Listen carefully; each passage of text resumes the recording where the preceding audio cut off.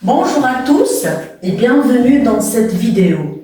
Aujourd'hui, nous allons voir les pronoms compléments du verbe.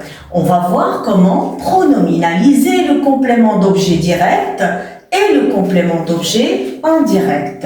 Commençons par cet exemple. Tu ranges ta chambre? Alors là, j'ai une question. D'accord? Alors, supposons que la réponse est affirmative. Alors, je vais dire « Oui, je range ma chambre ». Alors, ma phrase est correcte. Sauf que, il y a un nom qui se répète. Alors, ce nom est « ma chambre ». Où ce nom qui se répète est-il placé par rapport à la phrase? Alors, je trouve que ma chambre est placée juste après le verbe ranger. Alors, ranger est un verbe d'action. Je range quoi? Ma chambre. Alors, du coup, ma chambre est un complément du verbe qui répond à la question quoi? Alors, le mot qui répond à la question quoi est appelé un complément d'objet direct. Pourquoi est-il appelé ainsi direct? Alors tout simplement parce qu'il est relié directement au verbe. D'accord? Alors, comment faire pour éviter cette répétition? Alors pour éviter la répétition du mot « ma chambre » dans la phrase, il faut automatiquement que je vois tout d'abord le genre et le nombre de ce nom. Alors, ma chambre est un nom féminin singulier. Alors, le pronom que je vais employer et qui convient, c'est la. Alors, je dirais, oui, je la range. Nous passons au deuxième exemple. Vous visitez le musée. Alors, j'ai une question et j'ai la réponse. Oui, nous visitons le musée. Alors, une phrase qui est encore correcte, il y a le mot musée qui se répète. Où le musée est-il placé par rapport à la phrase? Il est placé juste après le verbe. Donc, le musée est un complément du verbe. De quel complément s'agit-il? Alors, il s'agit d'un complément d'objet direct parce qu'il est relié directement au verbe, comme vous le voyez. Donc, le musée répond à la question « quoi ?» Alors, qu'est-ce que je dois faire pour éviter cette répétition, la répétition du musée? Alors, je dois voir, comme je viens de faire tout à l'heure pour le premier exemple, je dois voir le genre et le nombre de ce nom. Alors, le musée est un nom masculin singulier. Du coup, je le remplace automatiquement par le pronom le. Et je dirais, oui, nous le visitons. Alors, passons au troisième exemple. Vous avez lu ce livre? Alors, j'ai une autre question, une phrase interrogative. Oui, nous avons lu ce livre. Alors, une phrase qui est correcte, d'accord, dans laquelle il y a un sujet, verbe et complément, sauf que le nom, ce livre, se répète encore une deuxième fois. Où ce livre est-il placé par rapport au verbe? Plutôt par rapport à la phrase. Il est placé juste après le verbe. Donc, ce livre est le complément du verbe. Alors, comment est appelé ce complément? Il est appelé complément d'objet direct. Pourquoi? Car il est placé directement après le verbe. D'accord? Il est relié directement après le verbe. Bien. Il répond à quelle question? Il répond à la question quoi? Alors, du coup, il est complément d'objet direct. Alors, quel est le genre et le nombre du mot ou du nom livre? C'est un nom masculin singulier. D'accord? Alors, normalement, comme j'ai lorsque j'ai un nom masculin singulier, je le remplace par le. Mais pourquoi ici, à votre avis, j'ai utilisé l'apostrophe? Tout simplement parce que avec le et avant, alors si je dis oui, nous le avons lu, alors je vais obtenir ce qu'on appelle la rencontre des deux voyelles.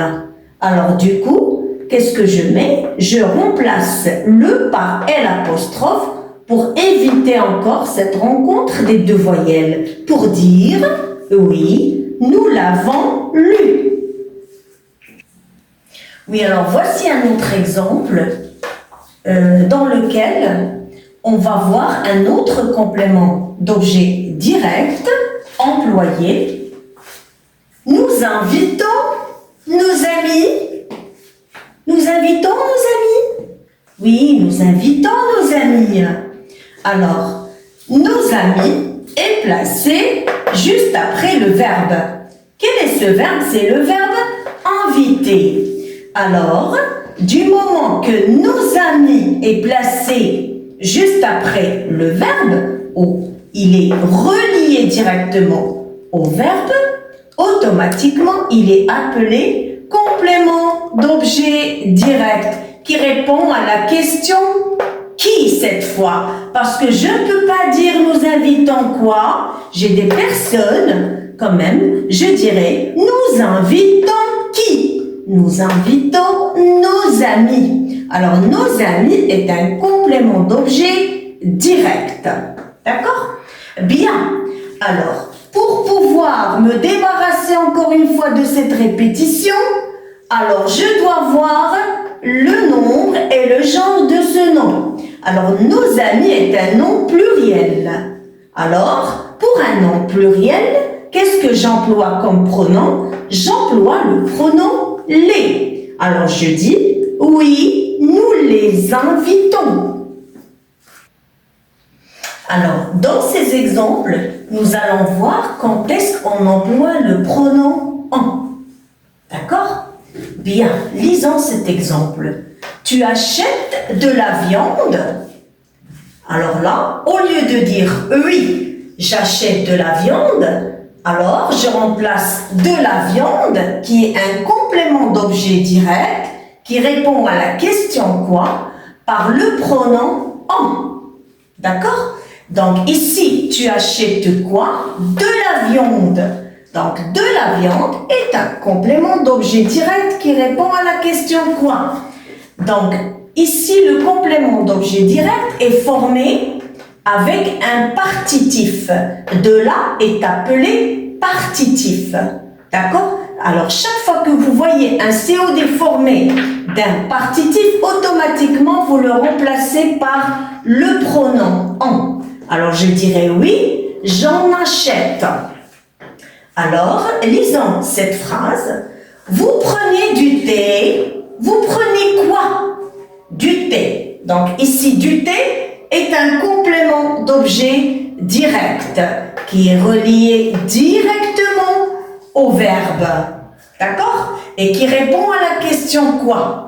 Alors cette fois, je n'ai pas le partitif de là, mais j'ai du. D'accord? Donc ici, lorsque vous avez un complément d'objet direct formé avec le partitif du, vous le remplacez par le pronom en.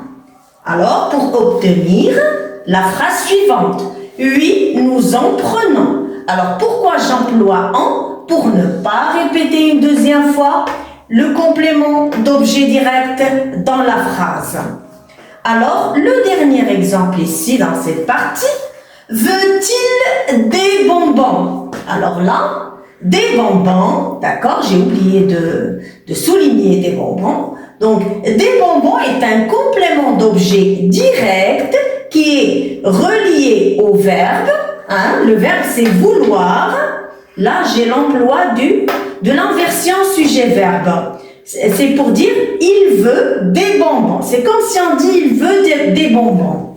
Donc, on a ici un complément d'objet direct formé avec le partitif des. Donc, automatiquement, je le remplace par an. Donc, ce que vous devez savoir, c'est que chaque fois que vous avez un complément d'objet direct formé avec de la, ou bien du plus nom de chose, ou bien des encore plus nom de chose, alors vous employez automatiquement le pronom en. Alors, on vient juste de voir les pronoms qui remplacent le complément d'objet direct, le, la, les, et l'apostrophe, et en. Alors, je vous présente ces exemples pour vous montrer encore qu'il y a d'autres pronoms qui remplacent le complément d'objet direct. Alors, lisons cet exemple. Je vous respecte. Alors, mon sujet est là. Le verbe, il est à la fin de la phrase et le pronom se place entre le sujet et le verbe. Alors, si je pose la question, je dirais « Je respecte qui ?» Je respecte vous, mais c'est un peu lourd à prononcer. Alors, du coup, je dis « Je vous respecte ». Mais vous, ici, n'est pas un pronom de conjugaison qui se place au début de la phrase, juste avant le verbe. Il est employé comme pronom pour remplacer le complément d'objet direct. Donc, il est ici COD de la phrase. Même chose pour la deuxième phrase. Tu nous aides à faire ce travail. Ou plutôt là, je n'ai pas besoin de poser la question du moment qu'il n'y a pas de point d'interrogation. Je dis, tu nous aides à faire ce travail. D'accord? Tu aides qui? Nous. Alors, nous ici, c'est le complément d'objet direct. D'accord? Le professeur me punit. Le professeur punit qui? Moi. Alors ici, je ne peux pas dire le professeur punit moi. Alors, ça serait mieux de dire le professeur me punit. Encore me, c'est le complément d'objet direct de la phrase, d'accord? Qui remplace une personne. C'est pour cela que je pose à chaque fois la même question avec qui. Je te salue. Je salue qui? Toi. Mais est-ce que c'est possible de dire quand même « je salue toi » Non, je dirais plutôt « je te salue ». Alors « te » ici, c'est le complément d'objet direct de la phrase qui remplace une personne. Donc « nous » plutôt « vous »,« nous »,« me » et « te » remplace un complément d'objet direct. Alors, je vous présente ce schéma, d'accord, pour bien apprendre à pronominaliser le complément d'objet direct. Alors, voilà, donc on obtient le complément d'objet direct en posant la question avec qui ou avec quoi. Et ce qui et ce quoi qui se pose, il se pose juste après le verbe. D'accord, bien sûr, on a toujours ici des verbes d'action.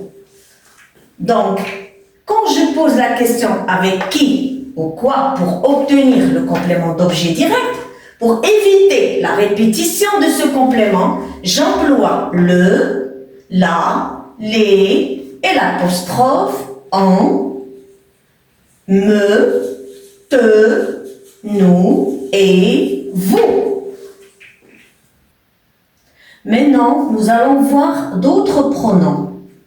Alors, prenons cet exemple.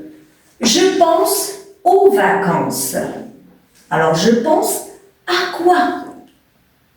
Alors, je ne peux pas dire cette fois je pense quoi. Je pense à quoi? Aux vacances.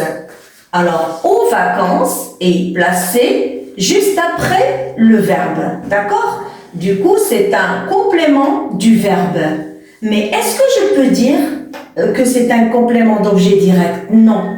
Je vais dire complément d'objet indirect. Pourquoi? Car il répond à la question à quoi? J'ai une préposition ici. Parce que AUXO c'est-à-dire je pense à les vacances. Je ne peux pas dire je pense à les vacances, je dis plutôt je pense aux vacances. Donc quand je pose la question avec à quoi, j'obtiens le complément d'objet indirect car il n'est pas directement, voilà, il n'est pas directement relié au verbe. Bien. Alors, par quoi je remplace le complément d'objet indirect obtenu avec la question à quoi? Je le remplace toujours par Y. D'accord? Quand j'ai la question à quoi, je le remplace par le pronom Y. Je dis j'y pense. D'accord? Bien. Vous profitez de vos vacances. Alors, vous profitez de quoi?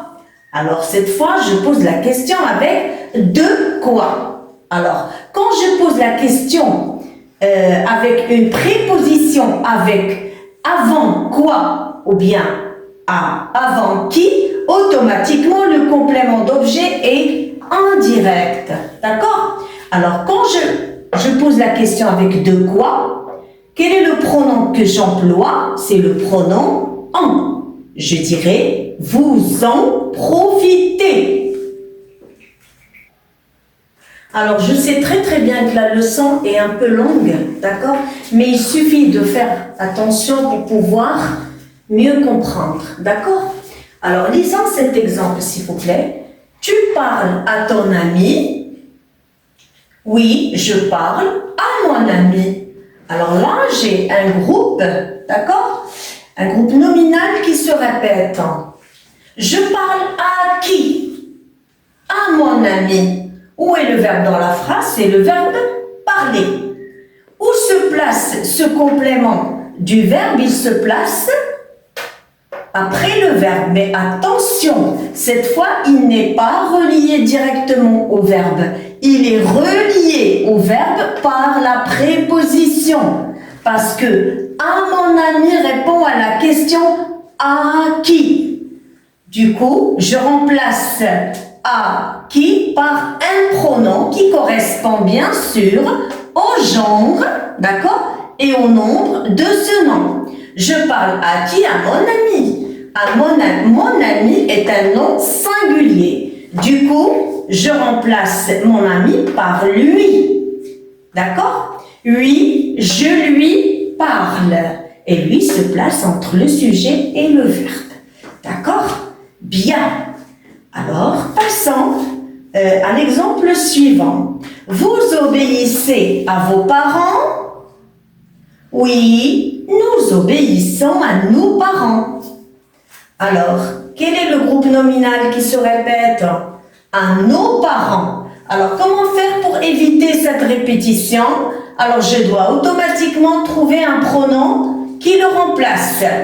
Alors, je pose la question avec à qui? Donc, le complément d'objet ici, il est indirect encore. Pourquoi? Il n'est pas relié directement au verbe. Il est relié au verbe par la préposition. Alors, du moment qu'on a nos parents, un nom qui est pluriel, je le remplace par leur. Donc, leur, c'est le pluriel de lui. Alors, je dirais, oui, nous leur obéissons. Et leur sans S. Pourquoi? Parce que leur qui se place devant un verbe, quelle que soit sa terminaison, il ne prend jamais de S. Alors, nous venons de voir qu'avec la question à qui, nous employons, d'accord, les pronoms lui et leur. Mais avec la question à qui, dans cet exemple, les choses sont différentes. Alors, regardez ici. Vous avez « tu penses à tes amis ?» Oui, je pense à mes amis. Alors, encore, il y a un complément du verbe, d'accord, qui est répété dans la phrase et qui répond à quelle question? À la question à qui? D'accord? Mais avec le verbe penser, retenez bien ceci s'il vous plaît, on n'emploie ni lui ni leur, mais plutôt un pronom qui correspond au genre et au nombre du nom répété dans la phrase.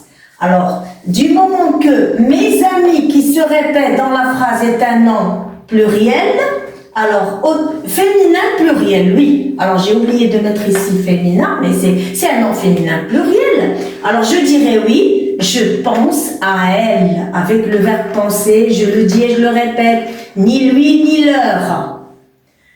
D'accord? Donc à elle. Si c'était par exemple à mon ami avec eux, alors je dirais je pense à elle sans S. Alors là, le pronom qui s'emploie doit correspondre, je le dis et je le répète, au genre et au nombre du nom répété dans la phrase.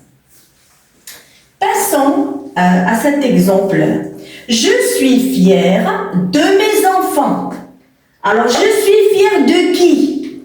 De mes enfants. D'accord? Alors, c'est un complément du verbe, automatiquement. Mais est-ce qu'il est relié directement au verbe? Non. Il est relié au verbe par la préposition de. Alors, lorsqu'on a de qui, automatiquement, j'emploie un pronom. Du coup, qu'est-ce que j'emploie ici? Je suis fière de. D'accord? Je suis fière de. Alors, pourquoi j'ai employé ici eux? Car les enfants est un nom masculin pluriel. Alors, tout à l'heure, nous avons vu que me, nous, te et vous sont des pronoms qui remplacent le complément d'objet direct. D'accord? Donc, prenons s'il vous plaît ces exemples. Elle me donne un cadeau. D'accord? Elle donne un cadeau à qui? À moi. Donc, est-ce que j'ai posé la question avec qui? Non. Je l'ai posé avec à qui?